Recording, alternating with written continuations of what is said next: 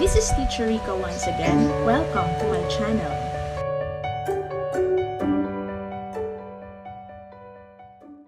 Today, I'll be sharing with you another product from Boya, which is the BY-BCA70.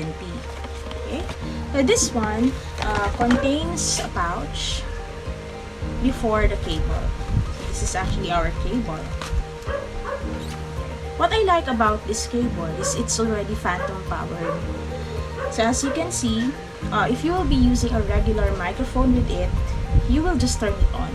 But if your condenser microphone requires a phantom power, then this adapter could already be a substitute for the phantom power. All you just have to do is to set the adapter to PH.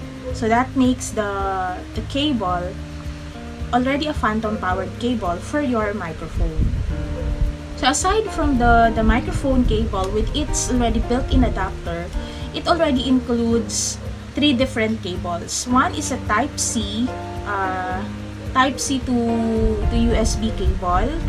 The second one is Type-C to Type-C, like this. And then the third one is Type-C to Lightning.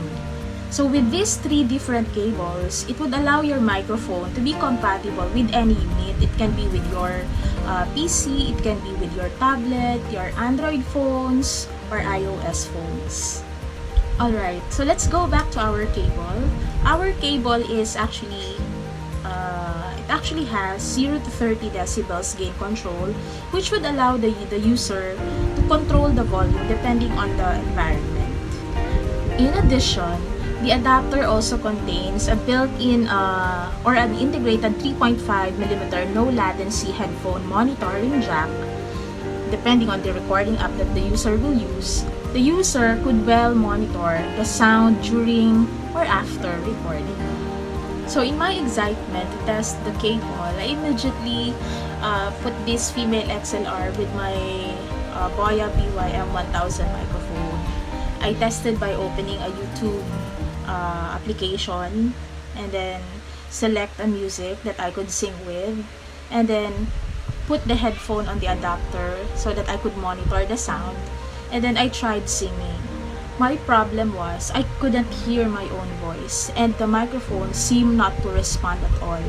So at first I was thinking, what's wrong with the cable? Is there anything wrong with it? Is there any problem? If it is defective or what? So those were my questions as I was testing the cable.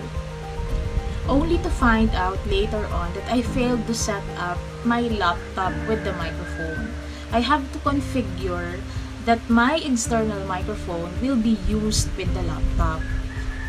And then I also have to make sure that the input and output is set to Boya adapter. Take note that the microphone or any microphone that you have with you will work with your PC as long as you have any built-in application. You can also try QuickTime Player and directly record your voice there. You can also try Adobe Premiere Pro if it's in the laptop or in your cell phone with any recording applications. By the way, before I forget, the cable also comes with a guide, a manual, and of course the warranty card. Take a look at our adapter. I already plugged it with my USB port, but it's not giving us any notification that it's already working.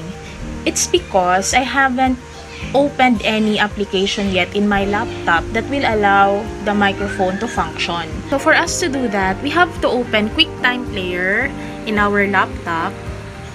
And let's say I'd like to present any PowerPoint file with my students. Let's say my lesson is about bibliography and I like to screen record the presentation with my voice with it. So I can just open the file and then start explaining because the adapter is already working. It has already given us the LED green light. That means the microphone that I have with me is also ready for use. And I am also ready to explain my lesson.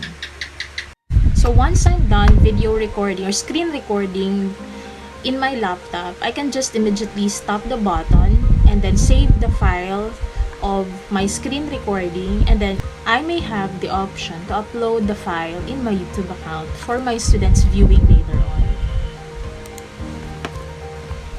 Please also take note that the cable is not limited to QuickTime Player alone. You can also make use of other third-party apps that will allow you to record your voice with whatever presentation you have.